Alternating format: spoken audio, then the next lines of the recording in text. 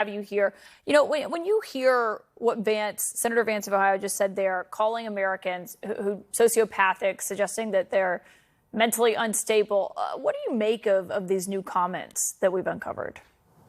Well, first of all, hi, it's great to join you, Caitlin. And as a preface to my answer, I just came from the Kamala Harris rally in Atlanta, where the vibes are excellent. So this is kind of a plunge into a different reality when you start talking about where the top of the Republican ticket is. The vibes are very different. Obviously, the childless cat lady's comment from 2021 has resonated, echoed across the country. Women from both parties, and even Jennifer Aniston has been outraged, right, about his comments. And it seems like it's not just a one-off thing, as you've pointed out.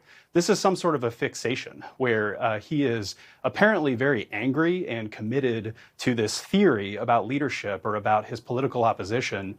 And it obviously comes from somewhere sort of dark or creepy. I mean, when Democrats are saying weird, we're not talking about like indie music. We're saying that this ticket, the Republican ticket, Trump and Vance, are obviously committed to some sort of an agenda, not just for their families, but for other people's families. And that's what's scary, is that they want to impose that agenda on other people. I think people who are watching this and clearly hear that you're supporting Vice President Harris, you were at that rally in Georgia tonight, but they're curious about your background and your history with J.D. Vance before he was Senator J.D. Vance. I mean, when this was all beginning to be uncovered, were you surprised by this, or do you remember him ever talking about this before?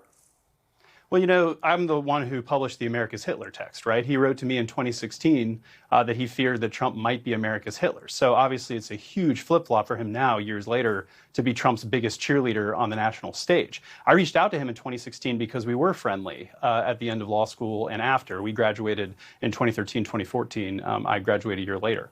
But in 2016, I thought I had an ally in him because even though I was a Democrat and he was a Republican, I think we both found Trump to be appalling at that time, really scary. And so I reached out to him and I asked for his thoughts on Trump, and he was very thorough and incisive. He told me that Trump was the fruit of the Republican Party's collective neglect, that a demagogue would come along and exploit that failure. I mean, that's very sophisticated analysis that still holds true today.